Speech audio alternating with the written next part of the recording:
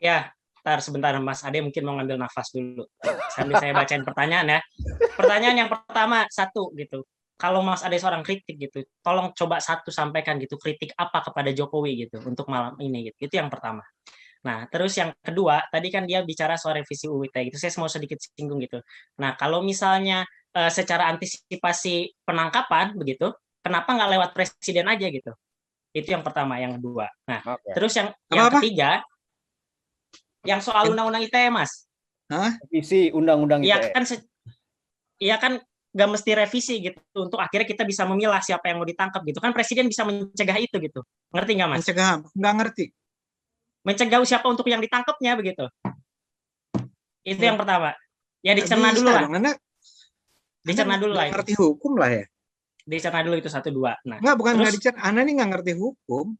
yang ketiga saya mau nanyakan gitu. Nah, Anda lebih memilih mana gitu, gelar akademis atau sebagai pendukung Jokowi dalam kurung buzzer begitu?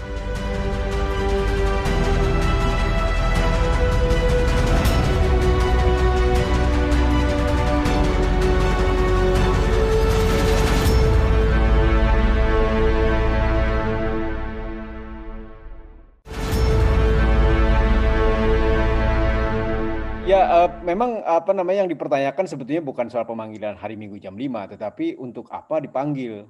Kalau sekedar untuk apa menyampaikan kritik, toh itu adalah bagian dari ekosistemnya mahasiswa. Itu yang apa disampaikan oleh teman-teman dari BEM UI gitu Bang Ade. Artinya ini kan kalau tadi Bang Ade mengatakan kritik itu sesuatu yang harus dalam demokrasi, kebebasan sipil itu adalah bagian dari demokrasi. Ya harusnya ditegur pun ya nggak usah gitu. Nah, apa namanya, pertanyaannya adalah apakah Bang Ade membela itu? Membela apa? Membela bahwa mahasiswa mempertanyakan rektorat kenapa memanggil. Harusnya kan Manja. kalau bagian dari Itu sih manja lah, BEM. oh Ya, gitu. BEM kayak begitu cemen banget. Oke. Oh, beneran, saya tuh betul-betul sedang melihat ini Hmm. gerakan mahasiswa cemen banget ya.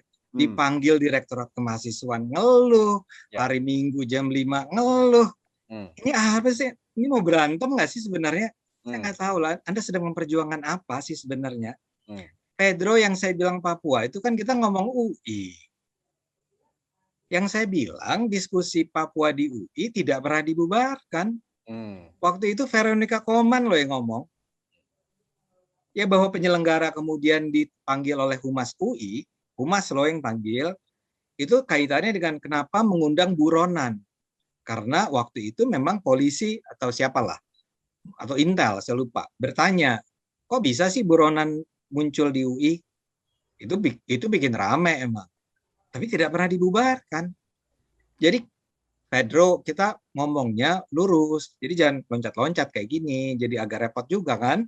Ya. Tapi betul ya, yang salah satu kesan saya yang paling kuat tuh ini lebay banget ya, drama nih. Jadi hanya karena diserang, diprotes, terus demokrasi diberangus, yang bikin surat bersama berapa? 40 apa yang tanda tangan? Hmm. Demokrasi sedang diberangus di UI. Ya elah. Diberangus di mananya, bro? Saya mau bilang. Oke. Ya. Pedro, silakan Sebenarnya jelaskan. kalau saya lihat omongan kalau saya lihat ya apa yang tadi sesi tadi Mas Ade Armando ucapkan itu sebenarnya Mas Ade Armando lebih cocoknya ucapkan kepada rektor begitu, kepada rektornya UI gitu Mas Ade Armando. Pertama tadi Mas Ade bilang kenapa sih gitu aja yang dipermasalahkan? Ya tanya ke rektor UI-nya yang manggil. Kan Mas Ade kenal dekat begitu. Kenapa itu dipermasalahkan Pak Rektor gitu?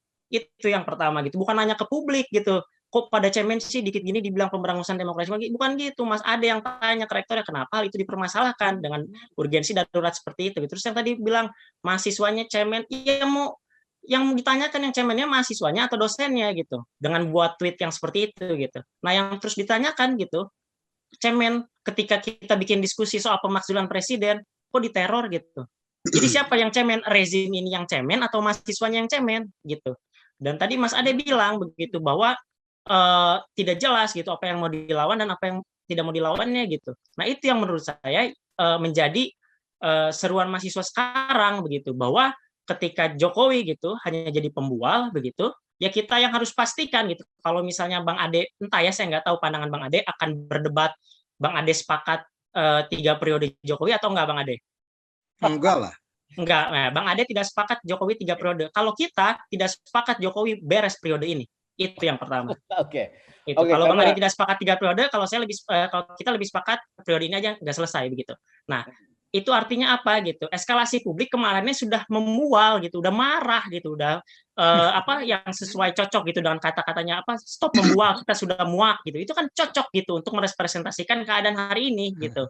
Kondisi hari ini gitu. Artinya apa? Eskalasi masanya udah di sana gitu. Nah, itu yang mau disampaikan gitu. Nah, sebenarnya saya nggak dapat poin-poin dari Mas Ade gitu. Apalagi sebentar Mas Ade akan meninggalkan forum gitu. Yang sebenarnya padahal saya sudah sewa Zoom ini selama 3 jam. Bayangin, ini sewa Zoom-nya disewa 3 jam. Biar kita bisa ngomong panjang. Tadi Mas Ade bilang ini diskusi panjang, diskusi panjang. Tapi Mas Adenya sendiri mau pindah gitu. Emang yang di Ainus mau diomongin apa sih? Pasti itu lagi kan gitu. Itu lagi. Mending di sini Mas Ade. Itu sih paling. Oke, silakan Bang Ade. Sebetulnya tadi kritiknya tetap relevan bahwa mahasiswa marah karena dengan keadaan ini, dengan bukti-bukti yang mereka dapatkan ya, walaupun tadi dikatakan tidak kurang valid dan seterusnya, tapi itulah yang didapatkan oleh mahasiswa untuk menilai pemerintahan Pak Jokowi ini. Artinya pemerintahan Pak Jokowi tidak tidak sesuai standar demokrasi yang kita harapkan sejak 98. Gimana tuh Bang Ade? Enggak ya, bagus banget, silahkan kritik aja. Masalahnya di mana, saya nggak tahu kenapa ini jadi seolah-olah saya menolak kritik mahasiswa ya. Tapi buat saya sih memang ya urusan negara ini memang kompleks ya, kita harus diskusi terus, kita ya tapi jangan simplistis, jangan cemen. Saya mau bilang juga yang cemen juga bukan Anda nih. Saya heran sama BEM UI yang nggak mau tampil bareng sama saya. Itu dikatakan kepada Kompas TV yang tadi itu. Siapa nih, Leon ya, ketua BEM itu bilang bahwa dia itu lagi di safe house sekarang. Terus dia nggak mau ketemu saya, ngobrolnya sama saya. Besok juga seharusnya di TV One ada acara. Leon itu sama saya, tapi begitu Leon dengar saya yang muncul, dia nggak mau. Ya, buat saya itu problematik lah dari BEM UI, dan saya puji nih Metro dan kawan-kawan kayak pasang badan buat BEM UI, karena BEM UI-nya sendiri nggak untuk dihadapkan dengan ya. Saya tahu saya dosen dan barangkali orang menganggap ada hubungan asimetris kali ya, dan barangkali Leon takut kalau kemudian ada masalah dengan saya, nanti itu akan berdampak pada akademiknya yang akan saya jamin sama sekali nggak ada ya. Dan saya juga bukan temannya Pak Ari Kunchoro ya, Rektor UI. Ya lagi-lagi saya minta agak browsing lah hubungan saya dengan dia itu seperti apa. Jadi buat saya sih tuh kan, jadi saya lupa nih, karena saya ngelihat sebetulnya ada beberapa orang yang sudah raise hand dari tadi nih. Mas Bagja, apakah mau dikasih kesempatan sekarang? Iya. Karena saya kan masih ada sekitar 20 menit lah barangkali. Oke, saya kira kita membuka pendapat dari peserta ya. Yang sudah raise hand di sini ada siapa nih? Ada Jul. Silakan Jul. Ya, izin Bang Ada Ade.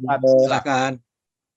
Ya, kemudian kawan-kawan, saya mau bilang begini, bahwa tema diskusi kita ini soal demokrasi.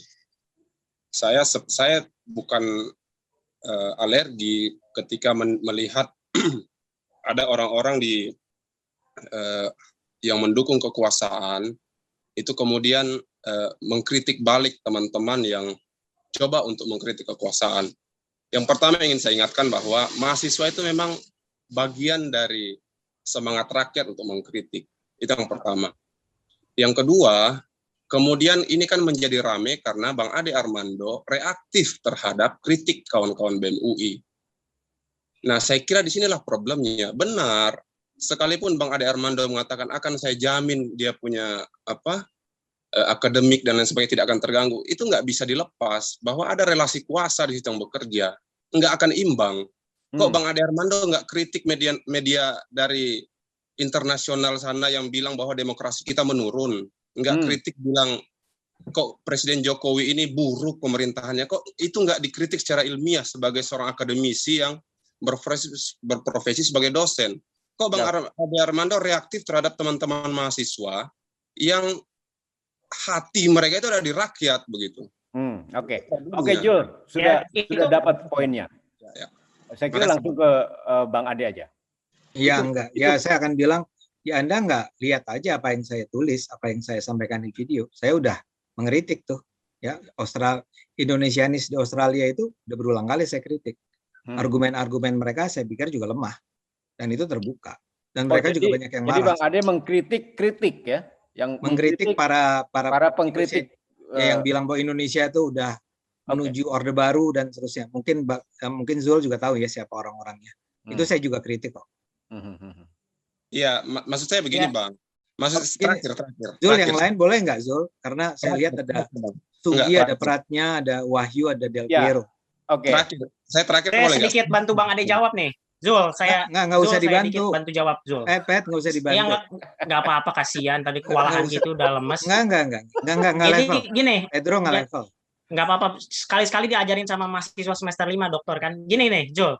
Nah, kenapa tidak melakukan kritik pemerintah gitu? Kalau dibilang Ade Armando melakukan kritik, ya melakukan kritik, tapi tidak ke pemerintah gitu. Karena kenapa? Tadi sudah terjawab bahwa Ade Armando adalah fansnya Jokowi gitu atau pendukungnya Jokowi. Nah di situ sudah selesai sebenarnya kalau ditanya kenapa Ade Armando tidak mengkritik Jokowi karena dia udah fansnya gitu. Gini Bung, gini brother gini. Kita ini Pedro top jago banget. Ya gini. Saya luruskan Bang, saya luruskan begini. Saya ini dua periode itu mendukung Jokowi.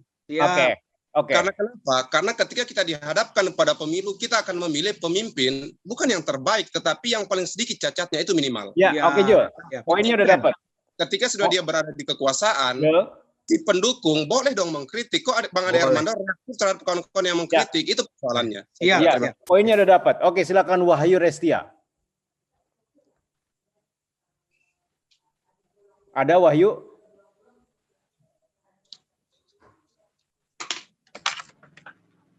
Oke, Miftah deh kalau Wahyu belum siap.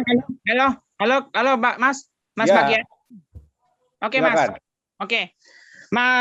Terima kasih Mas Bagia. Ini dari tadi saya perhatikan baik saya dari YouTube tadi maupun di Zoom tadi, saya memperhatikan bahwasannya ini dengan hormat ya Pak Ade Armando ini gagal pertanyaan dari Mas Pedro. Mohon maaf nih ya, saya perhatikan itu. Karena tadi gini, Mas Pedro itu kan tadi saya mengamati dari Zoom maupun dari YouTube ini, Mas Pedro itu sudah jelas ada mempertanyakan bahwasanya bagaimana sih kebebasan yang dicontohkan dalam pemerintah. Namun mohon maaf dikata saya memperhatikan Pak Ade Armando ini ngelantur ke ini ke itu semuanya. Jadi saya pun bingung ini sebenarnya ini seperti debat yang diharapkan debat ilmiah atau mohon maaf ini hanya sekedar klarifikasi yang mohon maaf dikata saya mengamati dari Pak Ade Armando dari Twitternya.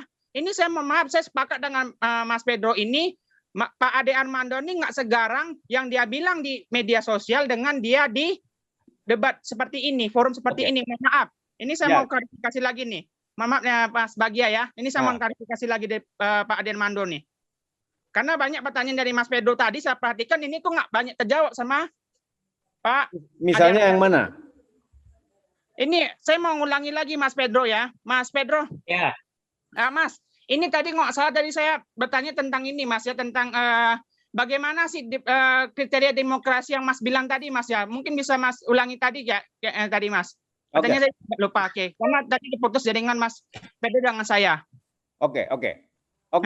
Langsung Bang Ade tanggapi kriteria demokrasi yang yang sekarang terjadi di Indonesia itu seperti apa?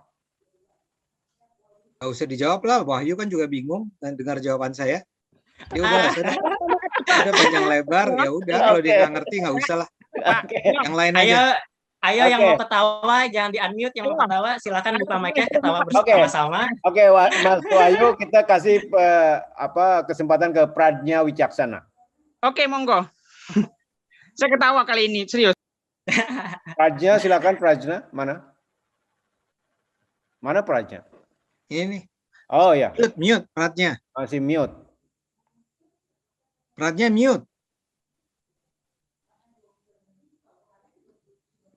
Tolong panitia Pradnya di unmute. Halo? Masih Yang mana mute Mas ya? Bagi? Peratnya Ya, udah. apakah suara saya terdengar? Nah, oke, silakan Prajna. Oke, Singkat ya. ya terima kasih. Ini pertanyaan saya ajukan ke Pak Ade Armando. Oke, Kak, aku bakal ngikutin jalannya kok misalnya mau ilmiah ya. Kebenaran kan aku kan juga apa namanya tuh jadi koordinator di organisasi HAM chapter lokal gitulah di Universitas Erlangga. Nah, kalau misalnya kan kalau aku ngelihat konteksnya dalam apa yang dikritik oleh BEM UI terkait Jokowi sebagai king of lip service, itu kalau misalnya bahwa kritiknya pandir lah, apalah itulah, apa ya? Menurutku tuh nggak pas. Soalnya kalau dalam konten gitu ya, intinya kan Zenomen itu konten dalam sebenarnya kontennya biasa dikeluarkan mahasiswa, kan nggak melulu terkait kajian ilmiah dan sebagainya. Kan ada yang dinamakan propaganda. Tentunya Bung Ademanda sebagai pakar komunikasi soalnya kan lebih paham terkait itu. Nah, apakah semua propaganda itu merupakan sebuah konten yang quote on quote pandir? Itulah satu. Dua, menjawab juga terkait konsep demokrasi dan kebebasan sipil yang dijelaskan tuh kayak agak ngalung ngidul juga gitu. Soalnya konteks dalam ngomong kebebasan sipil ya, kebebasan sipil ya orang kalau ngomong atau apapun itu ya dibiarin, tidak ada chilling effect yang dilakukan oleh rektor UI dan sebagaimana macamnya dengan memanggil jam 5 hari Minggu dan darurat. Itu kan merupakan perbuatan yang menekan chilling effect, dan itu sendiri kalau misalnya kita lihat dalam literatur hak asasi manusia dan itu merupakan apa ya, sebuah pelanggaran kebebasan berekspresi juga karena ada tekanan di mana kalau misalnya kalau bisa diomong juga oleh Pak Ade Armando bahwa ketua BEM UI sampai di safe house dan sebagainya dan dengan juga menunjukkan cemen dan sebagainya macam, ada perbedaan relasi kuasa di situ bahwa rektor yang merupakan sebuah apa namanya kepala dari universitas yang apalagi itu UI dan sebagainya macamnya gitu ya, dengan mahasiswa sekalipun itu ketua BEM ada disparitas relasi kuasa di sana. Jadi Prajna. saya paham gitu konteks. Poinnya udah dapat. Ya, Udah. konsep. Ya, oke. Pak Ade, silakan ditanggapi. Ya, Bahwa saya ada ketakutan. Ya saya senang sih. Ini peratnya nih jujur, dia bilang itu kan propaganda. Iya, persoalannya memang itu propaganda. Saya setuju. Propaganda dari, makanya yang menyebarkannya divisi Agitprov kan. Propaganda agitasi, saya nggak tahu lah nama propaganda. Jadi memang propaganda harus diperlakukan sebagai propaganda, bukan kajian ilmiah. Jadi saya setuju. Makanya jawaban saya juga bukan jawaban kajian ilmiah. Anda propaganda anti Jokowi, saya propaganda bela Jokowi, ya udah kan clear kan. Mas Bagja, saya nanya sekali dikit aja. Jangan udah nyambung deh. sama pertanyaan Mas Ade. Pedro ini kepanjangan. Mas Ade, enggak, belum saya selesai. Jawaban saya singkat. terhadap peratnya belum selesai. Oke, silakan lanjutkan. Anda tuh jangan egois, orang lain mau nanya, Anda nggak kasih. Oke, Bang Ade, teruskan. Apa ini Anda ini? Jadi kan gini, kebebasan berekspresi tidak pernah mengatakan bahwa seorang dosen misalnya tidak bisa melarang seorang mahasiswa yang ngomongnya kepanjangan, tuh nggak ada. Ya. Direktur kemahasiswaan memanggil mahasiswa untuk bertanya. Ini kalian pakai uang negara loh ini ya. Kalau anak swasta sih nggak ada urusan, tapi ini pakai uang negara. Itu kalian pakai bikin gambar-gambar itu kenapa? Dijelaskan. Terus pertanyaannya gini, tuh anak si Leon dipecat nggak? Dikasih sanksi nggak? Ditegur nggak? Nggak ada, Prat. Jadi it's okay, ya. Ya, barangkali karena saya Bagja itu membandingkan apa yang terjadi sekarang dengan zaman dulu kali ya, yang dimana kita emang sama sekali nggak bisa ngomong.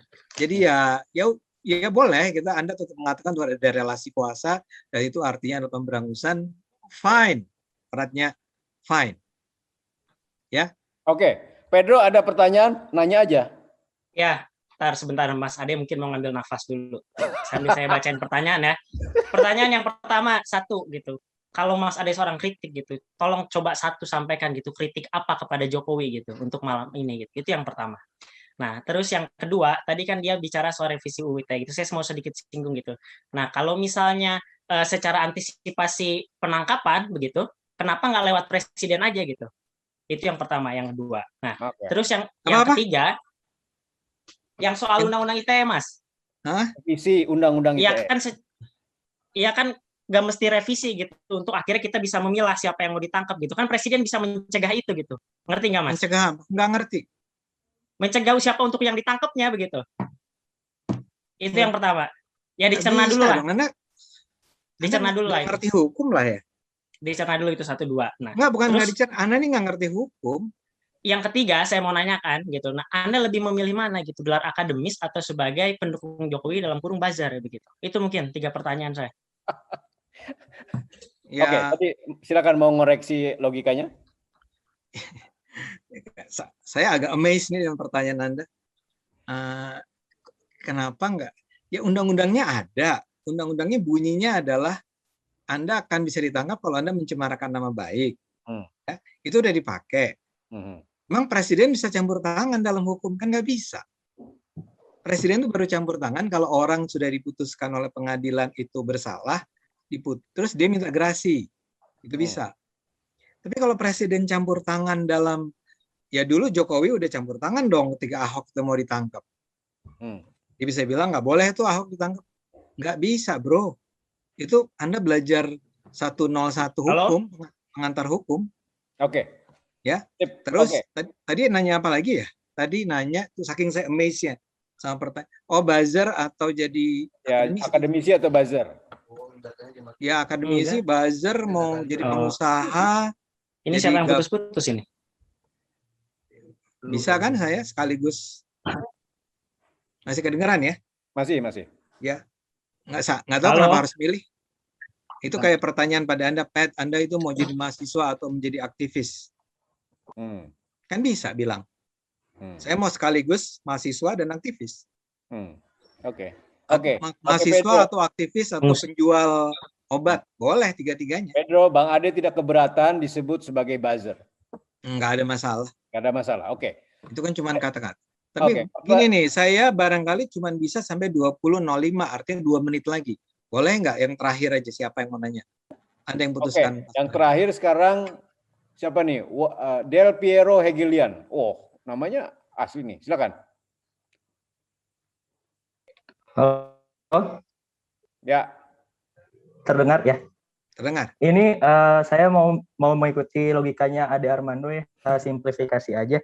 Jadi saya ikutin dari tadi, emang pernyataan Ade Armando ini kontradiktif ya, seiring dengan perbuatan yang bisa kita lihat. Misalnya hari ini dia bilang dia mendukung demokrasi, padahal dia membentuk organisasi SCW untuk mengawasi kelompok dan masyarakat. Sekarang logikanya, di mana kebebasan jika diawasi? Nah, berarti Ade Armando ini membenarkan bahwa demokrasi akan berjalan dengan baik ketika dijalankan dengan cara yang otoriter. Nah, tapi ya sudahlah, kita ikuti saja logika Ade Armando ini. Jadi tapi kita bisa menjadikan Ade Armando ini patokan benar atau salah. Jadi kalau kita bertentangan dengan Ade Armando, berarti kita berada di jalan yang benar. Terima kasih.